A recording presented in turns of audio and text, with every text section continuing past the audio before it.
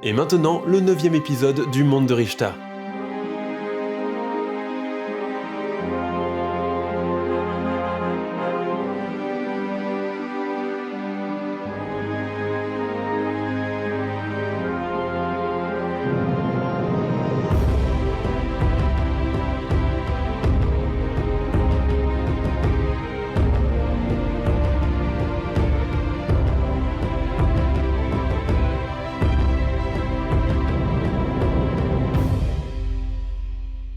Quelques heures avant ces événements, Wikold s'enfonçait dans la forêt.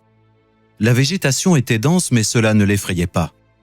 Elle lui permettrait de se cacher au besoin.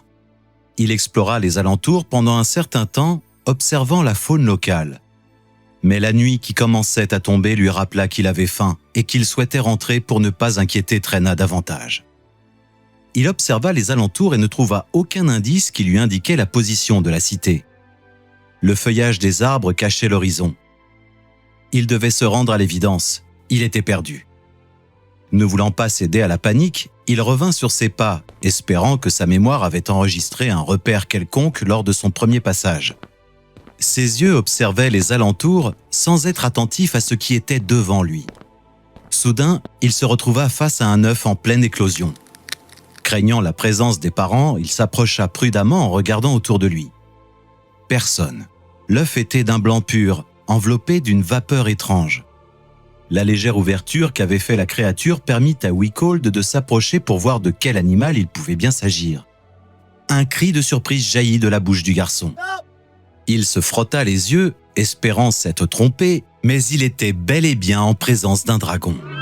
Il recula lentement, trébucha en arrière et se retrouva assis sur le sol, son regard ne pouvant se détourner de la créature qui brisait la coquille. Puis la bête quitta l'œuf et observa avec curiosité l'humain, toujours devant lui. Wikold savait peu de choses des dragons, hormis qu'il en existait 4 grandes races. Le dragonnet observa l'humain un moment, puis hurla en direction des cieux. Le garçon, surpris, se protégea les oreilles, mais le bruit l'étourdit quelques instants. Une fois remis de ce vacarme, il se releva et courut se réfugier derrière des buissons en pensant que la créature avait appelé ses congénères. Il ne se trompait pas et 2 dragons apparurent bientôt, sortant des feuillages denses de la forêt. D'autres dragons vinrent des cieux quelques instants plus tard. La frustration de Wikold était immense, car l'ignorance des mœurs de cette espèce de dragon lui serait peut-être fatale. Cependant, sa cachette le camouflait entièrement. Il resta figé, absolument immobile, craignant d'alerter les prédateurs de sa présence. 6 dragons entourèrent la jeune créature. Le dragonnet s'approcha de l'un d'entre eux, mais fut repoussé au centre. Il se tourna pour s'avancer vers un autre de ses congénères qui lui griffa la gueule en retour. Le nouveau-né gémit de douleur et du sang se mit à couler de sa blessure. Son agresseur hurla alors de rage et s'apprêta à le tuer. De sa gorge sortit une flamme si puissante que le sol noircit et fondit autour du petit dragon. Les autres bêtes ailées reculèrent aussitôt, fuyant la chaleur intense.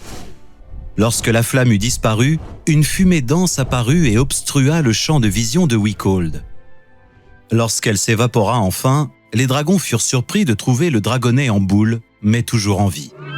Un halo d'énergie l'enveloppait et le protégeait. Cette protection s'estompa lorsqu'une source lumineuse et éblouissante sortit de terre. Puis l'éclat s'apaisa, laissant apparaître une forme à l'apparence humaine et féminine. Elle avait la taille du plus grand des dragons présents et lui faisait face. Wikold, toujours dissimulé, ne pouvait voir son visage, mais pouvait apprécier ses formes parfaites, ainsi que sa longue chevelure blanche dont certaines mèches flottaient dans la brise légère. Il aperçut même l'air ébahi du dragon à travers le corps de cette femme. La stupeur affichée du dragon confirma à Wikold que cet être était d'une immense puissance. Il était encore peu instruit, mais il supposa être en présence d'une divinité. Le dragon agresseur rugit de plus belle et s'envola, tout comme ses congénères, laissant la femme et le dragonnet seuls. Celle-ci s'agenouilla et approcha sa main de la blessure ensanglantée qui se referma lentement. Elle caressa son dos sans craindre les piqûres présentes, ce qui le fit ronronner. Ils restèrent ainsi un long moment, mais le craquement d'une branche avertit l'être de lumière de la présence d'un individu. Elle se retourna vers Wickhald qui se figea d'effroi. Son visage n'avait rien d'humain. Il était froid et lisse, de forme ellipsoïdale, sans yeux, ni bouche, ni oreille, ni nez. La végétation qui le camouflait s'agita, alors qu'il n'y avait aucun souffle de vent.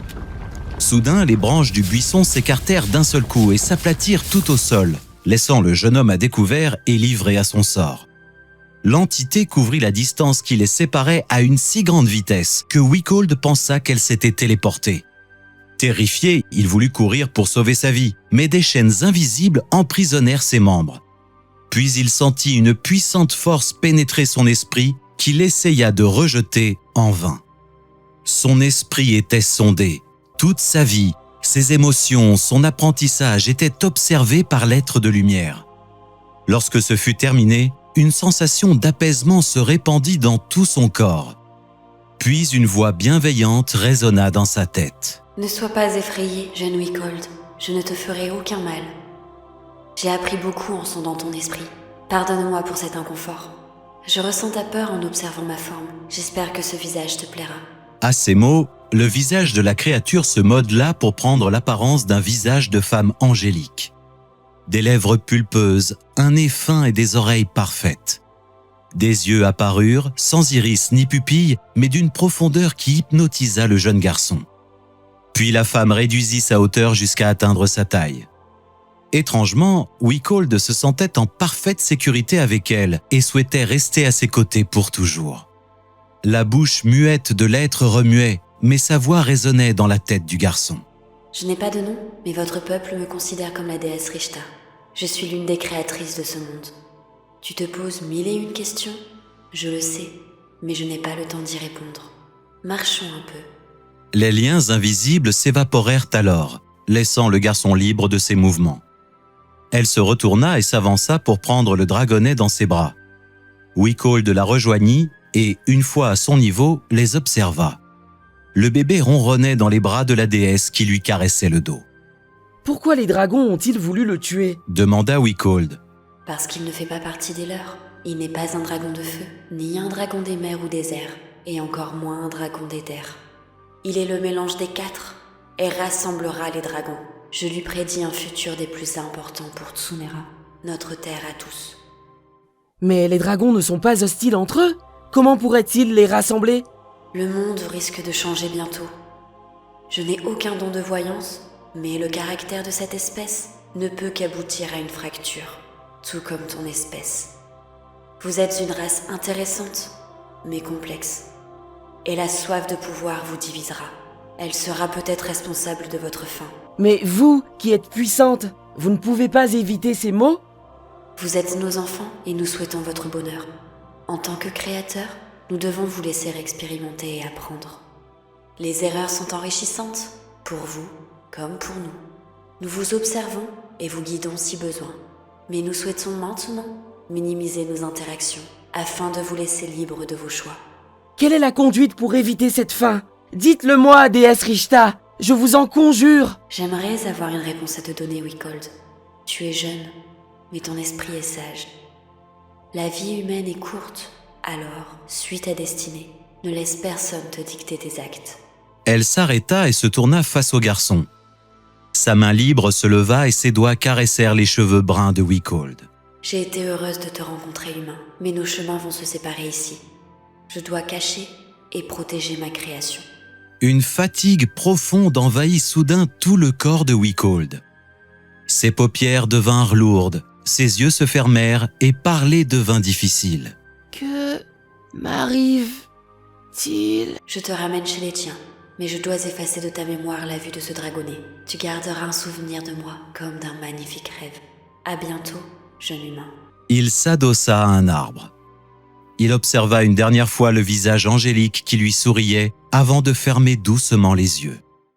La déesse lui embrassa le front et une source lumineuse enveloppa le corps du garçon qui se mit à léviter.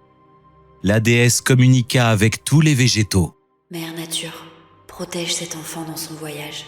Puis, le corps du garçon s'éleva dans les airs et s'enfonça dans la forêt en direction de Salvor.